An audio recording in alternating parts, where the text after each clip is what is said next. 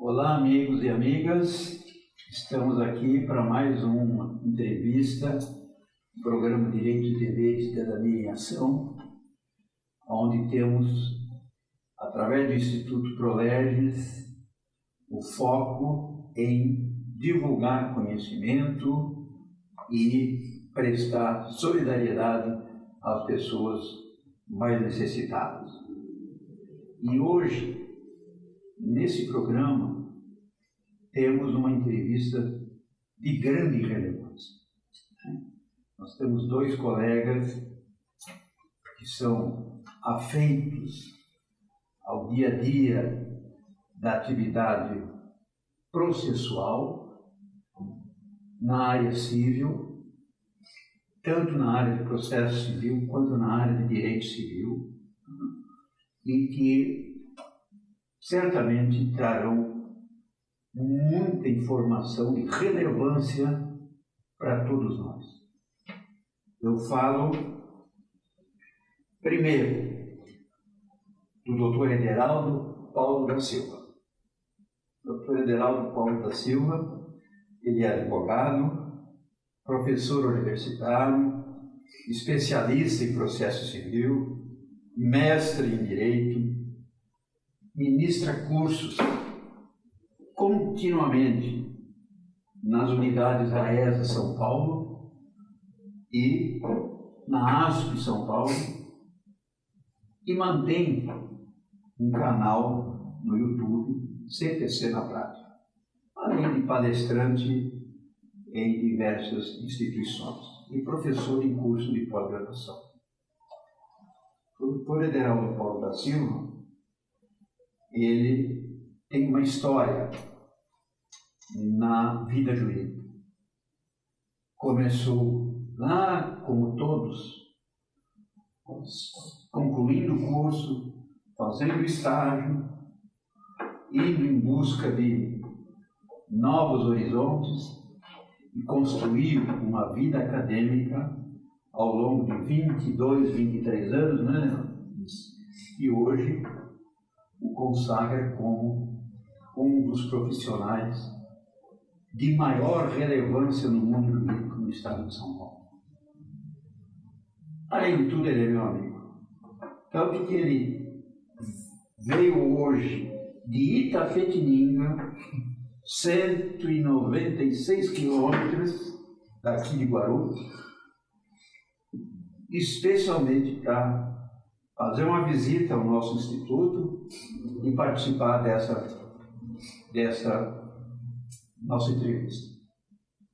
E junto com o Dr. Ederaldo, estamos acompanhados de um outro colega, também advogado, especialista em direito público, direito civil, processo civil e planejamento patrimonial, com artigos publicados e também palestrante, e que tem sido um grande companheiro aqui no Prolerges, já participou de outras palestras, de outros eventos, de outras entrevistas, e vai continuar participando de outras entrevistas, né?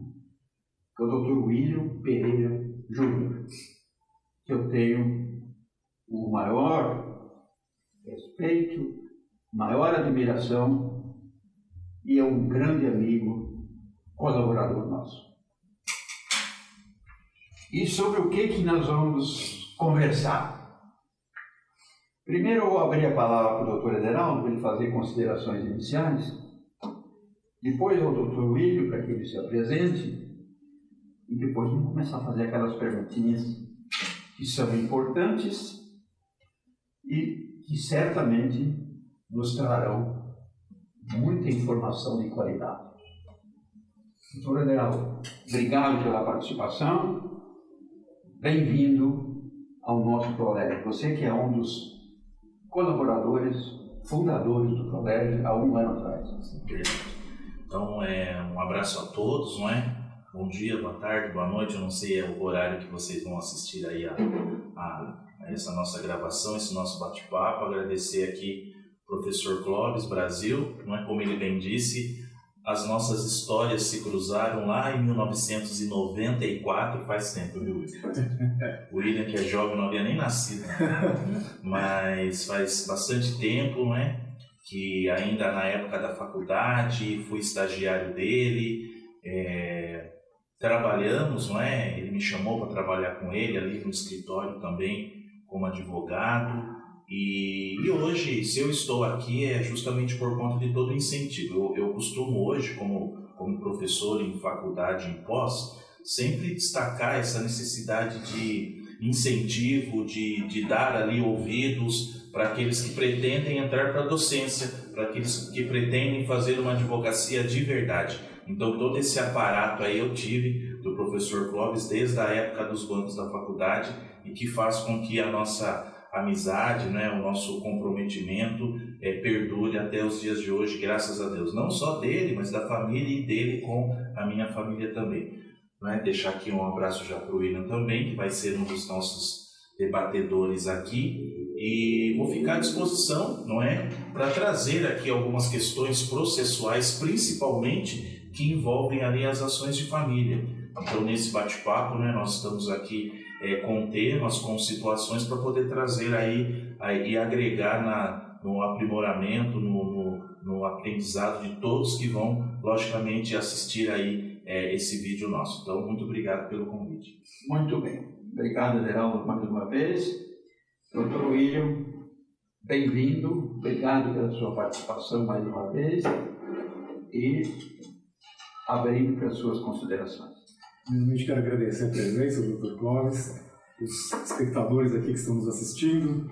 É sempre uma honra estar aqui nesse nobre instituto. Agradecer a presença do Dr. Ederaldo, que eu admiro muito, acompanho o trabalho de muito tempo já nos seus canais, nas suas palestras proferidas. É uma sumidade na área jurídica, notório saber jurídico em processo civil, seus ensinamentos servem de paradigma, forma legiões de advogados, juristas, no nosso meio social em São Paulo, no Brasil inteiro, agora com o seu canal no YouTube. É uma grande satisfação. Dr. Clóvis, um grande amigo, desde a primeira vez que nos encontramos em atuações institucionais, parece que foi uma sintonia de primeira vista, nós corroboramos os mesmos ideais, discutimos a respeito de temas filosóficos, temas acadêmicos, nos nossos cafés. O Dr. Clóvis é um amigo que eu tenho a satisfação e a honra de pertencer ao meio social do Dr. Clóvis.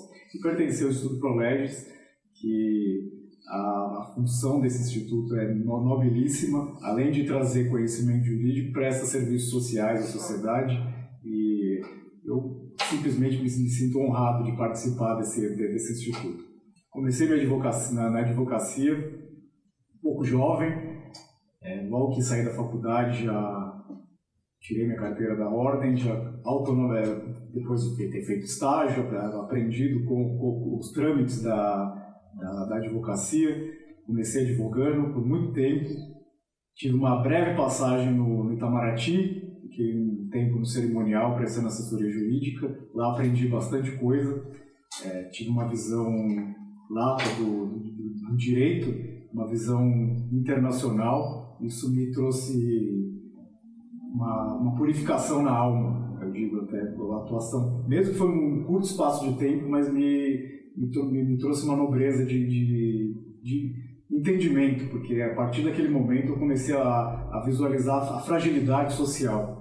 Foi muito bom ter a passagem de lá. Eu tomei advocacia, atuei em caráter institucional na OAB, e a advocacia é um amor para mim. Hoje em dia eu atuo com planejamento patrimonial, tenho uma afinidade com o processo civil desde da época acadêmica, gosto muito da parte epistemológica do processo civil, estudo bastante, até hoje. Ontem mesmo estava lendo a respeito de alguns temas, e é uma honra e tenho certeza que vou aprender bastante aqui com esses nobres juristas aqui presentes. Devolvo a palavra ao Dr. Clóvis. Muito bem. Obrigado, então, Dr. William. Bom, a abordagem que nós vamos fazer é principalmente sobre as ações de família. Nós temos o nosso Código de Processo Civil, que entrou em vigor em março de 2016, e hoje ele apresentou uma novidade, que foi uma sessão específica sobre as ações de família. Né? Nós não tínhamos isso no Código Revogado. Né? E atualmente, lá do artigo 693 ao artigo 699, ele faz uma referência expressa às ações de família. Doutor Ederaldo, inicialmente, quais são as ações contempladas na área da família dentro do atual Código de Processo Civil? Quando nós nos atentamos a esses artigos que o professor Clóvis me disse, que começa lá no 693, não é? Então eu tenho lá uma sequência que trata do regulamentamento e do processamento do divórcio, separação, reconhecimento de solução de união estável, alimentos também. E quando nós olhamos esses procedimentos, uma das questões que acabou trazendo impacto ali para a nossa advocacia, não é que o mandado ele era expedido e nós estávamos acostumados de, junto com a carta de citação, ou até mesmo quando o oficial iria fazer a entrega, tinha contrafé. Hoje já não tem mais. Então, os colegas advogados, estagiários, amigos que nos acompanham, vocês vão perceber que hoje, quando o seu cliente recebe a cartinha do fórum, não tem mais a famosa contrafé. Não é? Eu sou do tempo que nós tínhamos o carimbo da contrafé. O William não é desse tempo. Mas tinha um carimbo contrafé que nós colocávamos. Por quê? Porque quando nós distribuíamos um processo físico, o fórum já sabia que aqui era a contrafé e no mandado de citação era encaminhado uma cópia. Hoje já não tem mais. E se não tivesse a cópia, a citação era nula. Nula, olha só que interessante. Então, são situações, são mudanças, não só porque agora o processo é digital, mas que é importante nós nos atentarmos. Então, vem lá apenas uma folha, a senha, para que se tenha o acesso das informações. Eu até conversava com o Dr. Clóvis lá atrás, não é? Que parecia que era um segredo. Eu não sei o que escreveram sobre mim, mas tem aqui uma folha dizendo que alguém entrou com uma ação de família. Por quê? Porque hoje não vai mais a contrafé. E um outro detalhe, colegas, que nós temos que ficar atentos é em relação à audiência, não é? Alguns casos, sim, os juízes têm designado a audiência para tentar ali uma conciliação e mediação logo no início das ações de família, mas dependendo ali a complexidade, eles têm deixado para que essa audiência seja realizada após a apresentação da contestação. Mas isso vai variando de comarca. Então, talvez uma comarca menor, onde se tem até ali uma possibilidade de conciliação, antes de mais nada, a citação é para comparecer na audiência. E, dependendo da comarca, a citação é para apresentar contestação e no próprio despacho do juiz das ações de família, ele indica que a audiência de conciliação ou mediação será realizada oportunamente. É importante aqui nesse nosso bate-papo, e é algo que eu tenho conversado bastante com os meus alunos nos cursos de extensão, na faculdade com a meninada lá da universidade onde eu trabalho, nos cursos de pós-graduação, que ainda que seja audiência de conciliação ou mediação, o advogado familiarista tem que estar preparado para essa audiência. Já levar lá o seu esqueminha, eu levo um monte de papel. Tá? As propostas, as situações possíveis, o que pode, o que não pode acontecer, ok? Porque essa semana mesmo, professor e William, eu fui fazer uma audiência de família, reconhecimento de união estável, e eu esperava que quem estivesse lá fosse o conciliador. Não, o juiz estava lá. Ele que presidiu. Boa tarde, doutor, tudo bem? Eu até fiquei, nossa, o juiz, né? Porque geralmente são os conciliadores, os mediadores, dependendo. Então, esteja preparado, vá com o seu discurso, não dá para fazer mais ou menos, seja organizado, lembre o que tem para partilhar, o que tem de valor, porque é desagradável, às vezes, numa audiência, você vê que o advogado está perdido, não lembra, não levou, daí quer abrir aqui no celular o processo para ver. Quer dizer, então, hoje, nas ações de família, não está indo mais a contrafé e fique preparado. Talvez você tenha uma audiência logo no início. É importante ressaltar, professor Ederaldo, que essa citação sem a contrafé, ela tem o objetivo de tentar facilitar uma conciliação, né? Porque anteriormente, o que acontecia? Nas ações de família, normalmente quando a pessoa está meio estressada, está meio nervosa, ele carrega a tinta, como se fala na petição inicial. E aí fala cobras de lagarto, né? Fala o que pode e o que não pode. Certo. E às vezes o advogado não tem, né, o bom senso de fazer aquele filtro, né? Não é tudo que o cliente fala que você vai escrever, né? Colocar no papel. Isso é um negócio muito sério. Mas tem colegas que se empolgam também e carregam na tinta. Aí depois chamava para uma conciliação. Ora, depois do sujeito falar o que devia e o que não devia na inicial, o réu receber aquela cópia com todas, muitas vezes até ofensas. Aí depois, vamos fazer o acordo? Aí ficava difícil. Então, essa nova disposição do Código de Processo, ao mesmo tempo que ele estimulou a conciliação, A conversa, né, o bate-papo, a possibilidade de resolução consensual dos conflitos, ele fechou essa porta, né, pelo menos para amenizar no primeiro momento aquele antagonismo que era muito grande. Muito bem. Eu vou fazer uma pergunta agora para o Dr. William, que é em cima mais ou menos do que o professor Ederaldo falou. O Ederaldo falou o seguinte: quando chegar numa audiência de conciliação, tem que saber até o patrimônio, eventualmente, numa ação de divórcio, numa ação de separação, de extinção de união estável, qual é o patrimônio que está em jogo. Porque é ali que vai ser partilhado. Nós estamos vendo, doutor, que dentro da sua especialidade, nós temos ações de planejamento patrimonial. Aonde que entra o planejamento patrimonial para facilitar a questão da separação, da partilha do patrimônio, numa briga, né, num embate nas ações de família? É um tema que eu sou entusiasta, Dr. Clóvis, faz um tempo já que eu estou estudando isso. Tudo começou... Primeiro a gente vai fazer um apanhado do processo civil. O processo civil sempre foi muito legalista, né?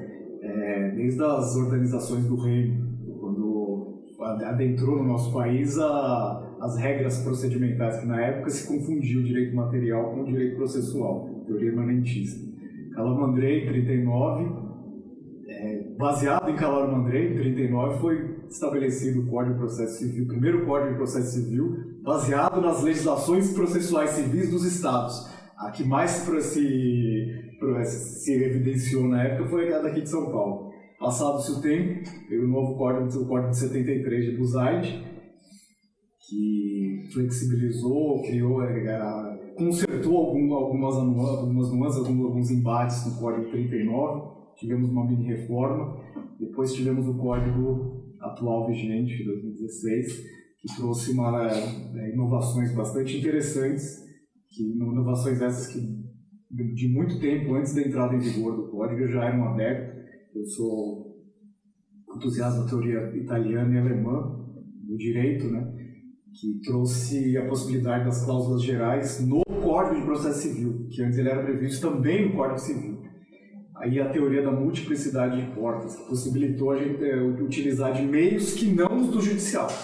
Não bater as portas do judiciário, tendo em vista que o judiciário está muito carregado, o processo hoje demora muito, e às vezes até em casos de processo de família, futuro inventário, etc., pode conturbar a saúde institucional da família e muitas vezes abranger com as custas e com a demora, a desvalorização, patrimônio dessa família. Patrimônio esse que o instituidor demorou muito tempo, um trabalho suado para conseguir.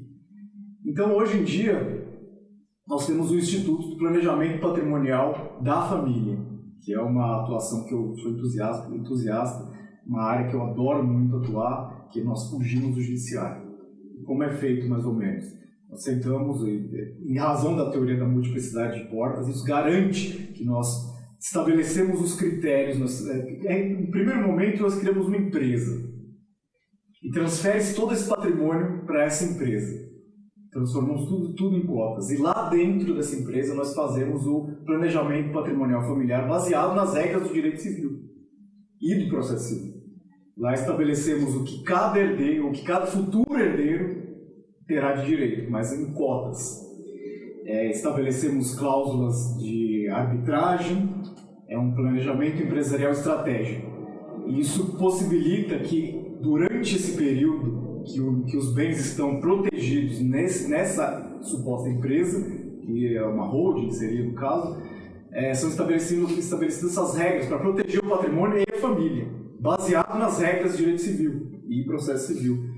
Eventuais impasses que ocorrerem, já pré-estabelecidas regras de arbitragem para solucionar determinados conflitos, utilizamos da mediação, da conciliação, sem se valer do judiciário, que isso acarretaria uma lesão ao patrimônio e na situação institucional da família. Então é baseado nessas regras. Estabelecemos cláusulas de doação, usufruto de bens, etc. É um universo paralelo, seria, Dr. Cláudio, Dr. Edelmo. É um universo paralelo que nós pensamos vários ramos do direito e colocamos dentro desse instituto para proteger a família e evitar que ela submeta a demora do Poder Judiciário. Que o Judiciário ele teria que ser, somente em último caso, as partes teriam que se valer. Graças à teoria da multiplicidade de portas, que está bastante intensificada no nosso Código de Processo Civil e aplicado de maneira efetiva no novo Código nas ações de direito de família.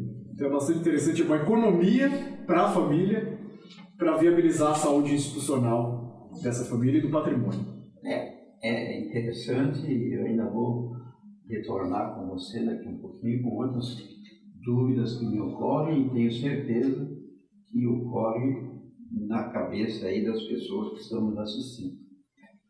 Doutor Edelmo, a gente enfatizou que o Código de Processo Civil traz as ações de família. Mas nós não podemos esquecer que essas ações de família estão atreladas no direito material ao Código Civil. Então, o regramento básico do divórcio, da separação, da guarda, dos alimentos, da visitação, isso tudo estão previstos em legislação específica. Gostaria que você fizesse um comentário sobre essa atuação direta do Código Civil e do Código de Processo Civil. Um completa o outro. Um completa o outro, e eu até complementei alimentos, porque nós temos lá a lei de alimentos que é de 68. Não é? E até hoje, aquelas regras lá para a ação de alimentos, né, ao despachar a petição inicial, o juiz irá fixar alimentos provisórios. Isso aí está lá na lei de 5.000, não é? Lá de 68. E então, isso até é mais uma exigência para o advogado, a advogada, de ter esse conhecimento desses artigos do Código Civil, do próprio ECA, a depender da situação em relação à visitação. Tem uma questão de visita que eu acho interessante, William e Dr. Clóvis, porque o direito de visita é da criança, não é? Eu sei que o pai fala, minha mulher ou meu marido não deixa ver, a dependendo dessa questão da guarda, mas é direito da criança estar no ECA. Então, dependendo da petição inicial ou a defesa que eu for fazer na área de família, né, dentro dessas ações de família, eu vou me utilizar do Código de Processo Civil, eu vou me utilizar de uma lei federal que trata de alimentos, do Estatuto da Criança e do Adolescente, e isso, colegas, só requer de nós um cuidado, uma preparação. Não dá para ser mediano, petição inicial média, mediana, medíocre, não dá. Vai fazer uma defesa, uma contestação, tem que ser algo muito bem trabalhado, pesquisado, Eu tenho uma jurisprudência de 1990. Maravilha, 1990. Como eu já brinquei, o William não era nem nascido, mas 1990 não dá. Hoje em dia, as decisões que refletem no direito de família, não é? Se eu pegar o meu celular aqui agora, eu consigo uma decisão do TJ aqui no meu estado de agosto, um acórdão que foi proferido. Então, hoje nós temos condições de pesquisarmos, verificar eventual súmula que vá agregar. Então, dentro das ações de família, a gente não pode ficar preso naquele formato ali encaixotado. Muitas vezes eu tenho um dispositivo, um artigo, não é, que vai me auxiliar, que está lá na ação de alimentos, que está lá no ECA, que vai logicamente favorecer e facilitar a defesa do interesse desse meu cliente, dessa família, enfim. O William estava tratando dessa questão patrimonial, não é? Maravilha, não é? É algo novo, a hold, não é, William? Que como você bem disse, familiar, é algo que, só que eu como processualista, eu já estou pensando como é que eu vou penhorar bem, não é? Escondidinho lá, que isso aí é tema de uma outra, uma outra aula, mas existe, porque, vamos lá, eu já tive, a despersonalização da pessoa jurídica, porque eu já tive uma consulta dessa, a minha cliente falou, olha, tudo que o meu marido tem, ele, o pai e os irmãos por firmar uma holding, só que foi constituído durante o nosso casamento. Como é que fica as coisas, né? Só sobrou um carro e a minha casa, mas tem coisa lá. Então vocês percebam que eu tenho que estudar o CPC, o Código Civil, as leis federais, e olha, como o nosso colega aqui, o William, bem disse, tem essa novidade. Como é que eu vou fazer para entrar lá e tentar, não é, como o professor Clóvis disse, desconsiderar, porque aqui vai ser formada uma sociedade. Então, tem campo para todo mundo, mas eu preciso fazer o diferencial, né? Quando nós somos apresentados aqui pelo nosso mestre, ele falou especialista, e é bem isso mesmo. Eu preciso, às vezes, fazer um curso de pós-graduação para ter aulas específicas da área tributária, da área contratual, da área de família, previdenciária, enfim, processo civil, direito civil, para eu poder perceber essas questões e, logicamente, ter esse diferencial na advocacia. Então, é um ramo, é um nicho que dá para, falar o português bem claro, ganhar bastante dinheiro, desde que você tenha um trabalho ali efetivo. E trabalho compartilhado. Sim. Essa semana atrás aí nós fizemos uma entrevista sobre direito ambiental e eu comentei com os colegas. Eu acho que o direito que tem mais relacionamento com outras áreas do direito é o direito ambiental, né? Porque ele tem relação com o direito civil, tem relação com o penal, tem relação com o tributário, com o consumidor, com o empresarial e assim por diante. E o direito de família não fica atrás, né? Não fica atrás. Se nós vamos trabalhar no inventário, nós temos que saber, porque o herdeiro gosta de quê? Eu vou receber patrimônio. Só quero receber. Só que na hora que você fala para ele, olha, tem tanto de imposto, mas isso eu não vou pagar, né? Se não vai pagar, não vai receber. Sim. Né? Além dos honorários advocatícios, né? Eu penso que o advogado está morto também. Pois é. Na verdade, o advogado está vivo. Eu não estou desapegado, eu preciso... E nessa área de direito, principalmente de proteção à criança, nós ainda temos a Constituição Federal. E traz a base da garantia e da proteção do direito das crianças, né? Se não me engano, é o artigo 226 da Constituição Federal. Doutor William, quando você falou em roubo familiar, me ocorreu o seguinte: uma família que tenha 2 imóveis e uma outra família que tenha 20 imóveis. A holding é recomendada para quem? Excelente pergunta, Clóvis. Antes eu só vou ilustrar o caso que o Dr. Everaldo disse, com o divórcio, né, a comunicação. Uma ocasião eu fiz um divórcio Um casal tinha uma filha na época, e o divórcio ele desestabiliza as relações familiares, né? E ao invés deles estabelecerem a visita, tirar a criança do seu lar e mandar para a casa da mãe e para a casa do pai, o que eles fizeram? Eles deixaram o apartamento que eles viviam para a criança e cada um foi para um apartamento distinto. Então quem fazia a visita, quem se deslocava eram os pais e não a criança. E isso surgiu com uma comunicação que antes do Código de Processo Civil, no meu começo da minha advocacia, antes do Código de Processo Civil atual, eu liguei para o advogado e sugeri isso. E a comunicação fez com que nós convalidamos isso e prevaleceu o direito da criança. Agora, voltando à questão, Dr. Clóvis, é muito interessante isso. Muitos pensam que fazer um planejamento patrimonial, aplicar uma holding, é só para pessoas milionárias, para quem bilionários, né? Tem diversos exemplos, eu acho que eu tenho até liberdade para falar, porque isso é uma revista Forbes. José de Alencar, por exemplo, ele tinha um patrimônio exacerbado. Quando ele faleceu, não foi noticiado nada de partilha de bens. O ex-presidente da República. Ex-vice-presidente. Ele faleceu e não foi noticiado nada dele de partilha de bens, de inventário, ou ele pagar uma guia de TCMD caríssima. Não foi falado isso. Por quê? Ele fez o planejamento patrimonial antes em vida. Então viabilizou isso. Aproximadamente ele teve uma economia de 90% nas custas. Nossa. Aproximadamente isso é feito com esse planejamento. Temos diversos outros exemplos. Mas na criação da holding e não, quando formula as cotas, não tem um imposto sobre... Na Constituição, ela prevê a isenção na integralização do patrimônio na pessoa jurídica. Existe uma isenção de ITBI. As prefeituras elas discutem a respeito, no que diz respeito ao ganho de capital, no que diz respeito ao valor que é estabelecido. Mas quando é estipulado, a gente tem que fazer uma análise até do direito, até da contabilidade. É feito todo um planejamento em cima disso para viabilizar essa isenção.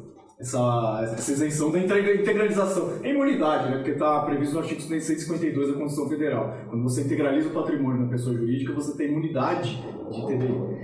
E aí, aí, um futuro falecimento, que vai demorar muito, existe o TCMD, né?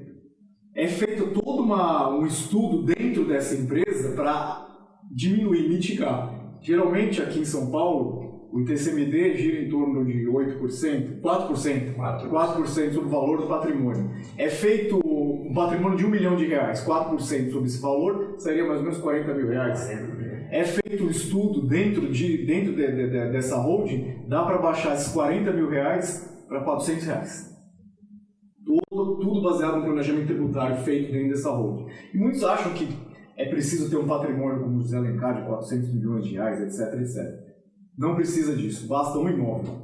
Você tem um imóvel. A fórmula é a mesma, que muda, a diferença é o quanto. A fórmula é a mesma. Nós fizemos um estudo de engenharia reversa nessas pessoas que têm esse patrimônio exacerbado. E vimos que a fórmula é a mesma. O que muda é o patrimônio. É a quantidade do patrimônio. E, além de tudo, como o doutor Everaldo disse, o advogado, para viabilizar esses estudos e tornar efetivo esses institutos que nós estudamos e aplicamos, tanto direito de família, direito patrimonial, direito ambiental, como bem disse o Dr. Clóvis, não podemos ficar só naquilo. É muito interessante, eu estou dando um conselho para você que está começando na advocacia, é muito importante você ter a visão lata do direito. O direito não é uma ilha deserta, o direito é um arquipélago. Nós precisamos ter a base epistemológica do direito. É muito importante a gente ter uma vivência e um estudo da formação humanística do direito. Filosofia, sociologia, psicologia, ciência política e demais ciências sociais. Teve até um caso, num divórcio que eu estava fazendo, estava tendo um impasse exacerbado, uma lide bruta entre o marido e a mulher. E tinha problemas envolvidos nessa família que a gente não conseguia chegar a uma conclusão nisso. Usava criança, usava o outro, usava o patrimônio. Liguei para o advogado.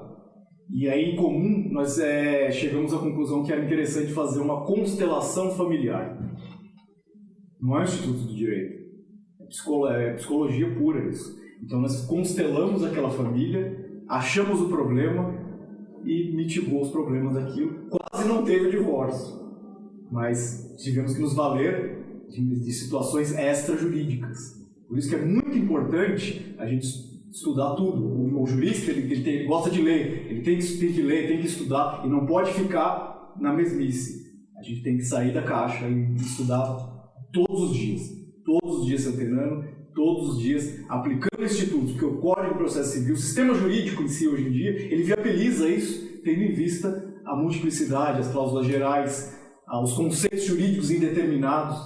São situações no sistema que viabilizam nós aplicarmos ferramentas de outros ramos do direito para solucionar e buscar a efetividade e a paz social, através da tutela jurisdicional. Fazer justiça não é só ficar naquilo, na base do direito. Em si, a gente tem um pensamento lato, estudar e aplicar ferramentas distintas para viabilizar aquele impasse e aquela situação da família. Nós somos médicos de alma. Então, é obrigação do jurista estudar não só o direito, mas sim matérias correlatas para dar uma solução concreta para aquela família, não só para a família, mas o direito ambiental, o direito em si.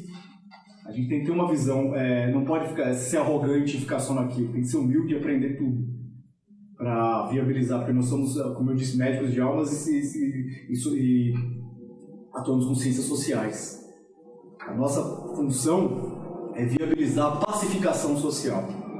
O nosso cliente, a vida da pessoa está lá em nossas mãos. Então é muito importante a gente estudar tudo isso para viabilizar e tornar uma forma mais eficaz e efetiva para busca da pacificação social. Realmente é uma coisa interessante. Não existe esse negócio, né, William, de falar, me manda um modelinho, William. Não, gente, você precisa investir. Né? O William está falando com propriedade de um assunto onde ele investiu, ele estudou, ele fez curso, ele pagou. Anos e anos. Anos. Então não é, vou entrar aqui no Google, vou achar um modelinho de hold. Não existe isso. Então, é algo que a gente fica aqui martelando. Nossa, mas como que ele consegue? Ele parou tudo, foi lá investir, hoje vem falar com propriedade, tem seus clientes, tem a sua atuação. Então, isso é importante também, né? Senão também não adianta. Achar que vai achar um modelinho na internet e resolveu aqui. A formação profissional é fundamental. Essa semana eu vi uma postagem no Facebook, alguém dizendo: socorro, hoje eu tenho minha primeira audiência, nunca fiz uma audiência criminal, como é que eu tenho que fazer? O que eu tenho que perguntar? Quem é que eu vou ouvir? As alegações eu tenho que fazer na hora ou depois? Gente, como é que alguém se dispõe a defender a liberdade de uma pessoa sem saber nem como é que ela vai ter que se postar na audiência? Quer dizer, ela está confessando uma irresponsabilidade profissional total. Sem dúvida alguma. Total. Eu fui coordenador de curso de Direito, dei as minhas aulas de prática civil no sábado e nós fazíamos audiência simulada, civil, criminal, júri simulado. E era interessante até os dias de hoje, né? Eu vejo lá, agora eu não estou mais, é sempre a mesma turminha, né? De uma sala grande, aqueles 10, 15 que querem fazer, os outros não pegam um modelo. Daí eu assisto o vídeo. Hoje em dia é vídeo. Eu estou numa fase assim que eu estou fazendo audiência com um ex-aluno da faculdade que participava da audiência simulada, não é? E para mim é um orgulho falar, nossa, tá indo bem, articulado, organizado. Aquilo que eu falei inicialmente de conhecer o processo, levar, eu vejo lá as perguntas, né? As peças. Então é isso. Então é irresponsabilidade total, é aquela advocacia mediana. Não é possível mais isso, não compete mais, não dá mais. Eu já vi uma vez o advogado perguntando para o cliente: pergunta mais alguma coisa ou tá bom? Ou seja, o advogado perguntando para o cliente se estava bom ou se tinha que perguntar. Quer dizer, realmente é isso. Tem algumas coisas que não são aceitáveis. Exatamente. Doutor Ederaldo, voltando ao nosso direito de família, uma das coisas muito sensíveis e que, no meu modo de ver, poucas pessoas entendem o real significado, é no caso de uma separação, de um divórcio, a questão da guarda dos filhos. Nós sabemos que hoje o Código Civil tem como base a guarda compartilhada. Sim. Mas eu acho que se faz muita confusão sobre guarda compartilhada. A grande maioria não consegue assimilar o que seja uma guarda compartilhada. Eu sempre digo o seguinte: compartilhar é diferente de dividir a guarda. Tem gente que pensa que compartilhar é dividir. Você fica uma semana, fica com outra. Guarda alternada. São outras coisas. Então, a sua vivência, sua vasta vivência nessa área, o que você entende como uma guarda compartilhada promissora, que vai realmente proteger a criança? O interesse da criança. Eu vejo assim, a guarda compartilhada é um ponto interessante, e nos laudos que eu leio, né, assistente social e psicólogo, eles insistem nessa boa convivência dos pais, nesse diálogo. Porque se o pai não conversa com a mãe, não olha na cara mais da mãe, e falar em guarda compartilhada não dá. Porque é compartilhar as decisões em relação àquela criança. Dividir essa responsabilidade. E que fique muito claro que eu já vi advogado vindo discutir comigo que em guarda compartilhada o marido não tem que pagar pensão. Por favor, gente, não tem nada a ver isso. Né? Então a gente fica até assustado às vezes, professor Clóvis. Até parece que a criança não come na guarda compartilhada. Então a guarda compartilhada é bom, doutor, porque eu não tenho que pagar pensão. Advogado vindo confirmar, quer dizer, não dá. Então, é compartilhar as decisões, o colégio, os horários, as atividades. Levar no médico junto. Estar junto. Por isso que se parte daquele princípio dessa boa convivência. Guarda compartilhada tem que ter aquela residência base, não é? Onde vai ser a casa, a residência. Até porque senão a criança ou adolescente não sabe onde é a casa dele. Se é a casa nova onde meu pai foi morar ou se é aqui onde eu morava. Então essa base também de residência deve ser fixada quando se vai discutir a guarda compartilhada. A questão dos alimentos, o pai continua pagando do mesmo jeito, como a mãe também vai contribuir em relação às despesas, aos custos da criança ou do adolescente. E uma outra situação também muito interessante, que eu quero compartilhar com vocês, é que eu recebi uma ligação de uma família onde o vô e a avó maternos, eles gostariam de ingressar também nessa guarda compartilhada. Então vamos lá, guarda compartilhada, pai e mãe, mas como a criança, o menino, desde pequeno morou, não é, junto com os avós e a mãe, que agora estava indo para um outro casamento e queria levar o menino, os avós vieram e falaram, mas o menino não quer ir, ele quer ficar... Não, mas ele vai comigo, a mãe querendo puxar, vou, não vou, vai, não vai. Ou seja, os avós ligaram para nós, não é? É uma indicação, e nós começamos a estudar. E é possível que, vimos decisões do tribunal, que os avós ingressassem nessa guarda compartilhada e que a residência fixa não fosse do pai, que já tem a família dele, não fosse da mãe, que está indo para um outro casamento, fosse dos avós maternos. Então é situação nova, né? É algo que eu vou ter que estudar, pesquisar, porque quando o vô e a avó que foram quem entraram em contato, eu falei, nossa, mas fui pesquisar, assim de decisão. Guarda compartilhada, guarda alternada, que na minha visão é um pouco bagunçado, porque daí sim é 15 dias aqui e 15 dias lá. A guarda unilateral, nada impede que os avós requeiram guarda unilateral. modificação de guarda perfeitamente possível. É uma matéria, um tema muito sensível, como disse o professor Clóvis. Eu advogada que trabalha na área de família, eu vou ter que saber atrapalhar as tutelas, se eu vou requerer uma tutela de urgência. Vou ter que lembrar que lá na tutela de urgência, não é? O antigo fumus e periculum, hoje, requisitos do artigo 300, é a probabilidade, o perigo, o risco. Se eu estou querendo tirar a guarda de alguém e passar para o outro, na modificação, eu vou ter que indicar qual a probabilidade do meu direito de trazer essa criança para cá e qual é o perigo ou risco. Então, é um instituto, a guarda, que vai requerer do advogado, da advogada, uma preparação. Não só na petição inicial e na contestação, mas saber aplicar e requerer muito bem essas tutelas. E eu vou levantar um pouquinho ainda. O juiz deu a liminar, mandou trocar a guarda. E daí?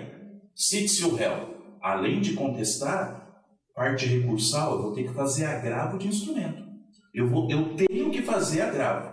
Ah, não, eu vou só contestar. Não, perdeu a guarda. Então contesta, agrava.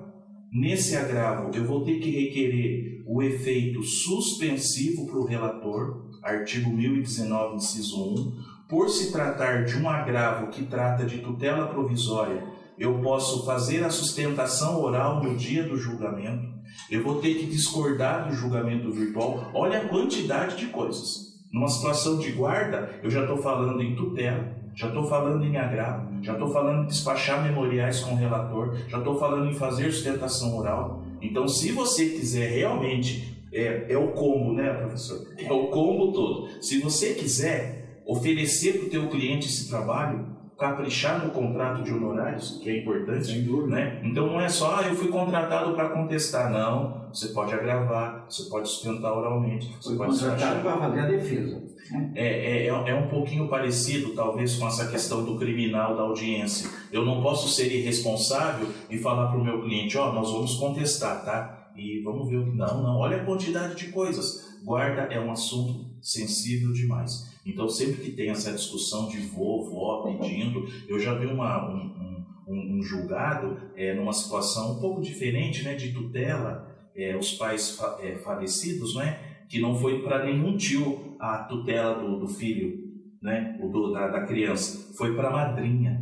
Ou seja, quem é que tem a melhor condição de cuidar dessa criança? Tem mais afinidade. Exatamente, em relação a madrinha. Os tios queriam a guarda, a tutela, ser o tutor, questão financeira, mas o juiz, o Ministério Público, o próprio estudo social, madrinha vai ficar como tutor. E tudo isso, se me permite, é baseado em preparação. Porque o primeiro juiz da causa é o advogado. Essas situações diferenciadas e novas que chegaram ao judiciário, foram bater nas portas do Supremo Tribunal Federal, do STJ, etc., partiram de uma petição inicial do advogado, porque a tutela jurisdicional ela é inerte. Quem provoca é a parte. Quem leva essas matérias para as superiores instâncias para elas serem pacificadas é o advogado. Então, ele tem que estar muito bem preparado. Além de estar preparado para que na matéria que ele está atuando, ele tem que estar preparado além daquilo, porque diversas situações, às vezes nós nos deparamos com lacunas ontológicas, lacunas axiológicas, que dependem de uma valoração.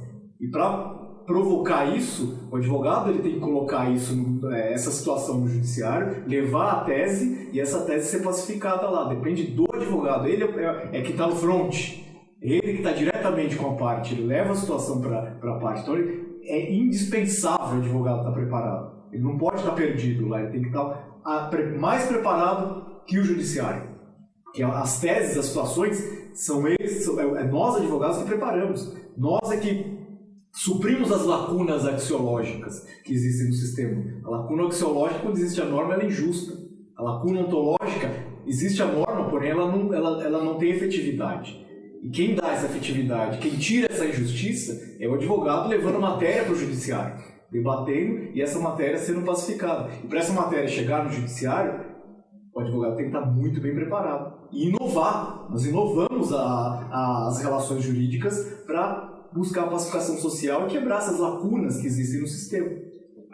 Uma palavra que nós estamos utilizando muito aqui no nosso bate-papo é que o advogado tem que estar preparado. Exatamente. É unânime, Geraldo. É o básico. É o consenso unânime. Já pensou um médico não preparado para cuidar da sua saúde? Não saber mexer no bisturi. Um engenheiro não preparado para construir a sua casa?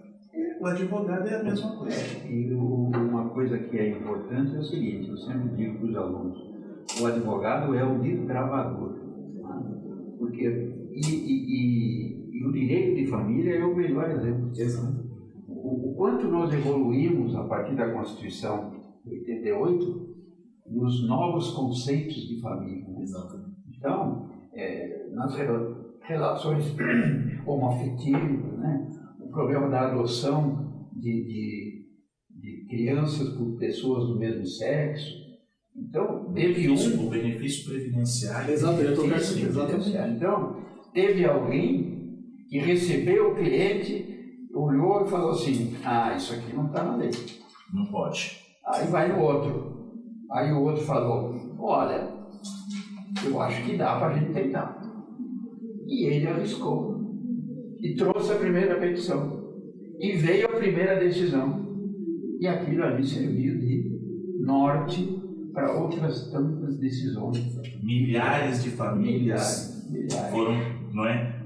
Alguém começou. Alguém começou. De fato, é uma coisa importante. Realmente, olha como é que a coisa... Puxa vida, como é que passou rápido esse tempo. Eu queria, se me permite, professor, 2 minutinhos, Não. Já que o tema é ações de família, e o William também me permite, porque hoje nós temos o Instituto do Divórcio Liminar. Isso. Liminar. É mais uma questão que eu queria deixar aqui nesse nosso bate-papo com os nossos amigos, que hoje eu sou de um tempo que eu ouvia assim, eu não vou me divorciar, eu não consigo me divorciar porque o meu marido ou minha esposa não assina. Ela não quer. Não quer. Ou ele não quer. Ou ele não quer. Então, eu não posso assumir você porque meu marido não assina. Acabou isso, gente. Então, direito potestativo hoje, essa questão do divórcio, ok? Então, você que está preparando a sua petição inicial de divórcio, ok? Talvez nessa audiência de conciliação, mediação que eu citei há pouco, não houve um acordo, uma composição amigável em relação a alimentos, a partilha, mas se os dois ali... o divórcio a gente concorda. O juiz já pode, já requeira ali, liminarmente. Alguns colegas ingressam já pedindo, antes da citação, para que seja concedido o divórcio liminar. Não existe mais essa situação que tem que esperar a vontade do outro. Quantas pessoas, por quanto tempo, ficaram ali amarradas, né? Já era amarrada no casamento, agora ficou amarrada. Pois é. Porque não queria. E não existe mais. Então, só para a gente poder lembrar, na sua petição inicial, já que o nosso bate-papo aqui permite isso, pensa nisso, de você já requerer o divórcio liminar, independente da parte contrária, porque é direito da prova. Eu não quero mais, quero o divórcio.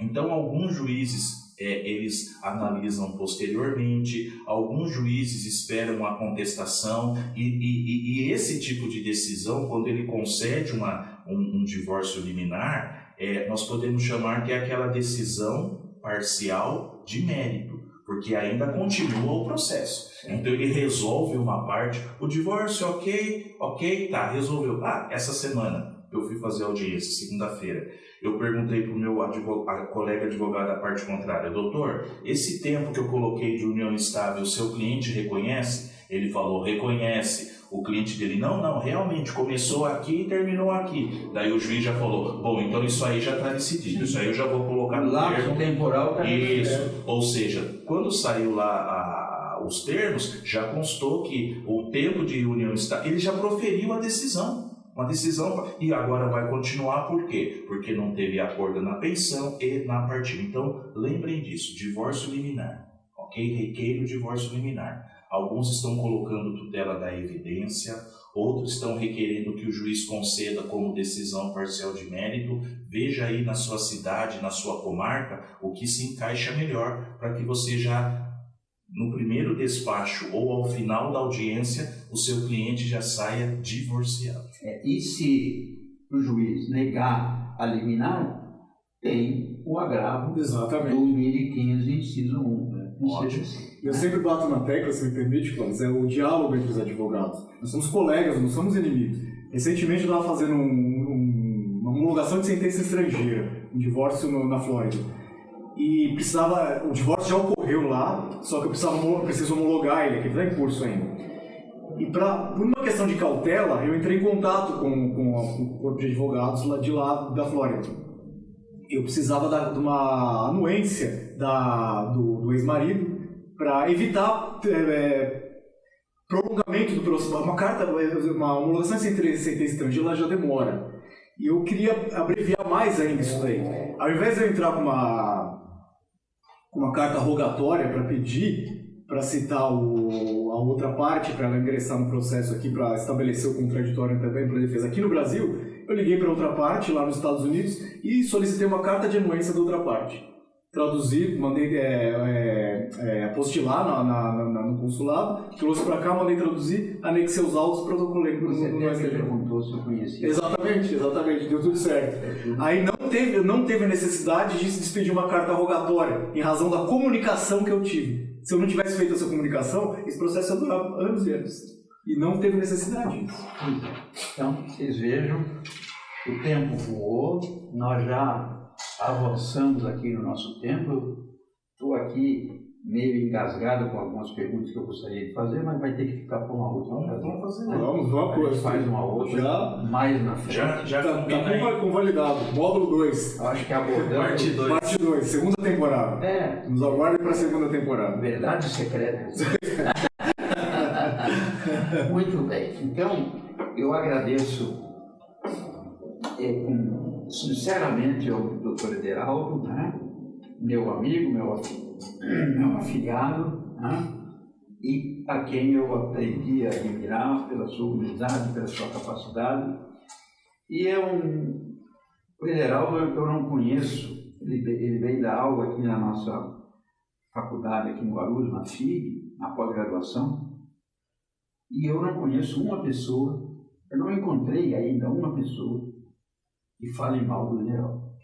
Sinceramente, estou procurando. Eu vou te avisar, mas até agora eu não consegui, tá? Você, é uma alegria. Na própria OAB Guarulhos, você já veio várias vezes, eu mesmo, quando era coordenador da ESA, trouxe várias vezes, e eu sei que você, de vez em quando, vem para cá. Tá? Então, agradecer a gentileza de você ter saído lá de 196 quilômetros para vir tomar um café conosco e participar dessa entrevista. O Dr. William, nosso colega, está sempre aqui participando e sempre colaborando com o nosso instituto, certo? Então, palavra final para o Dr. Ederaldo, como diz o escrito lá, 30 segundos. Palavra final no pique. para o Dr. William. Muito obrigado, fiquei feliz de visitar aqui o Instituto ProLegis, que faz parte da minha história também. Eu até lembrava com o professor Cláudio, de 2014, 2015, fizemos um dos primeiros cursos, gravando. Meu amigo, meu padrinho, meu segundo pai, e para mim assim é um prazer enorme estar aqui, tá? Quero deixar um recadinho para que vocês façam a inscrição no meu canal do YouTube também, que é o CPC na Prática, videoaulas de processo civil, e vamos conversando aí. Estou lá no Instagram também, William, mais uma vez. Prazer estar com você. Já vou combinar umas parcerias com ele aqui em planejamento patrimonial. E até breve, até uma próxima oportunidade. Vai ter a parte 2 aqui para no nosso bate-papo. Se Deus quiser. Agradeço o convite, Dr. Clóvis. O Dr. Clóvis é um amigo particular que eu tenho uma consideração, uma admiração. Eu sempre aprendo nas nossas reuniões, nos nossos cafés, nos nossos bate-papos. É uma honra participar, pertencer ao Instituto ProLegis. Lembro que quando nós, no ano passado, nós fizemos uma reunião, estávamos em 12, né? 12, né, Dr. Cláudio? 12. Hoje somos quase 200. O início foram 12. 12. Os pioneiros. Exatamente. Eu estava presente, tenho a honra de estar presente lá. Uma satisfação aqui estar com o Dr. Ederaldo, uma sumidade no mundo jurídico. ele é admirado pela comunidade, é um formador da cultura, transmite seus conhecimentos de uma forma humilde, uma forma clara para a sociedade. É o mestre dos mestres, eu digo isso. É uma honra estar aqui, participar desse evento, e estou sempre à disposição. Muito bem. Obrigado, então, aos colegas. Agradeço ao René, que nos dá o suporte técnico para a gente conseguir fazer a nossa gravação. Obrigado e até uma próxima. Beleza.